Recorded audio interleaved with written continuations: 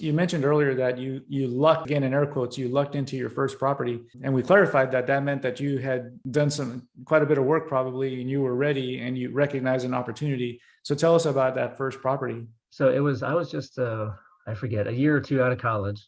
And a friend of mine who was still in college, she was a pharmacy major, and they go 6 years instead of four to get their degree. She found out through the grapevine somehow that I had been researching real estate and had been looking for first opportunity. And her dad, while she was in college, had actually purchased a house for her to live in and then rent it out to some of her friends.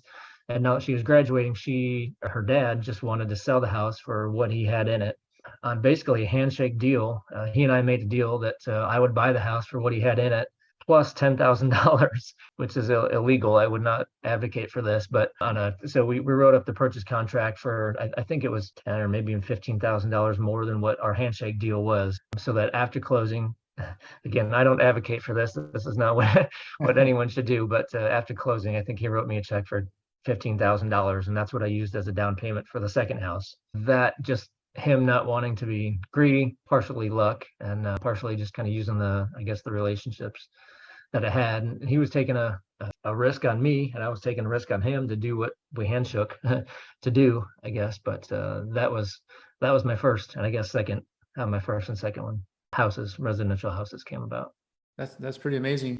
Handshake deals are rare, but I almost think that a handshake deal is, to me, even more binding than a signed document. It seems like people renege on signed documents all the time, but if you shake on it, man, that's two people shaking hands. It almost seems like it's more binding than a signed piece of paper. Then it's your integrity at stake, right? So I guess exactly. You got to be concerned about that. But that's always how I've tried to do business. I tell tenants all the time, hey, I'd rather I literally tell them I'd rather do business with a handshake, but to protect you and to protect me, we should probably sign this lease, right? Right. To make sure we're both doing what we say we're going to do. But I think really no matter what you do, but certainly in real estate, I think the integrity factor, the whole doing what you say you're going to do is of utmost importance.